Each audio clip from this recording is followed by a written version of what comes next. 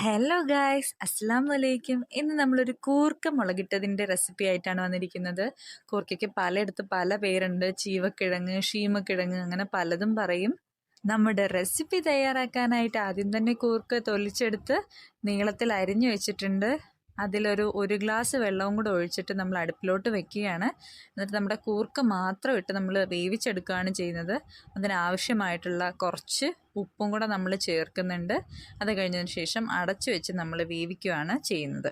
വീട്ടമ്മമാരെ സംബന്ധിച്ച് കൂർക്ക റെഡിയാക്കുക എന്ന് പറഞ്ഞാൽ ഭയങ്കര മുഷിപ്പിക്കുന്ന ഒരു പണിയാണ്. കാരണം അത്രയും കഷ്ടപ്പെട്ടിട്ട് വൃത്തിയാക്കേണ്ട ഒരു സാധനമാണ്. കുറച്ച് ബുദ്ധിമുട്ടാണ് അത് വൃത്തിയാക്കിയെടുക്കാൻ. അപ്പം നമ്മുടെ കൂർക്കയൊക്കെ വെന്ത് റെഡി ആയിട്ടുണ്ട്. അടുത്തതായിട്ട് നമുക്ക് വേണ്ടത് ഒരു 10 ചെറിയുള്ളി, ഒരു സവാള, കുറച്ച് വെളുത്തുള്ളി, അതൊരു 5 അല്ലി വെളുത്തുള്ളി, പിന്നെ കുറച്ച് ചതച്ച മുളകുമാണ് നമുക്ക് വേണ്ടത്.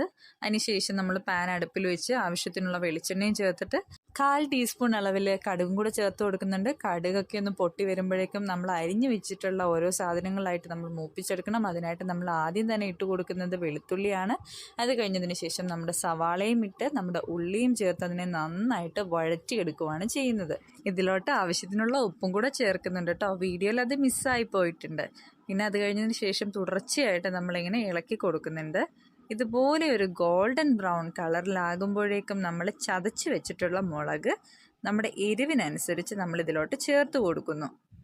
ഈ സമയത്ത് നമ്മുടെ ഫ്ലെയിം മീഡിയം അല്ലെങ്കിൽ ലോ ഫ്ലെയിമിലോട്ട് വെക്കണം. എന്നിട്ടത് ആ മുളക് നന്നായിട്ട് മൊരിഞ്ഞ് വരട്ടെ. പിന്നെ ഒരു കാര്യം, ഈ മുളക് റെഡിയാക്കുന്നതും നമ്മുടെ കിഴങ്ങ് വേവിക്കാൻ വെക്കുന്നതും ഒരേ ടൈമിലാണ് കേട്ടോ. അപ്പോഴേക്കും നമ്മുടെ കിഴങ്ങിലെ വെള്ളമൊക്കെ പറ്റി വരാറായിട്ടുണ്ടാവും. ആ സമയത്ത് നമ്മൾ നമ്മുടെ മുളകിൻ്റെ മിക്സ് അതിലോട്ട് ആഡ് ചെയ്ത് കൊടുക്കുകയാണ് ചെയ്യുന്നത്. ശേഷം അത് നന്നായിട്ട് മിക്സ് ചെയ്ത് കൊടുക്കുക. ഈ സമയത്ത് ഉപ്പ് കുറവുണ്ടോ എന്ന് നമ്മൾ നോക്കണം. ഉപ്പ് കുറവുണ്ടെങ്കിൽ ആവശ്യത്തിനുള്ള കുറച്ച് ഉപ്പും കൂടെ ചേർത്ത് കൊടുക്കുക. പിന്നെ ഇത് നന്നായിട്ട് ഇളക്കി ആ വെള്ളം ഒന്ന് വറ്റി വരാൻ അനുവദിക്കുക. ഇപ്പം നമ്മുടെ റെസിപ്പി റെഡി ആയിട്ടുണ്ട്. ഇത്രയേ ഉള്ളൂ. വളരെ സിമ്പിളായിട്ടുള്ള റെസിപ്പിയാണ്. അപ്പോൾ എല്ലാവരും ട്രൈ ചെയ്ത് ഫീഡ്ബാക്ക് കമൻറ്റായിട്ട് രേഖപ്പെടുത്തുമെന്ന് വിചാരിക്കുന്നു. എല്ലാവരും നമ്മുടെ ചാനൽ സബ്സ്ക്രൈബ് ചെയ്യുക. Thanks for watching and see you in the next video.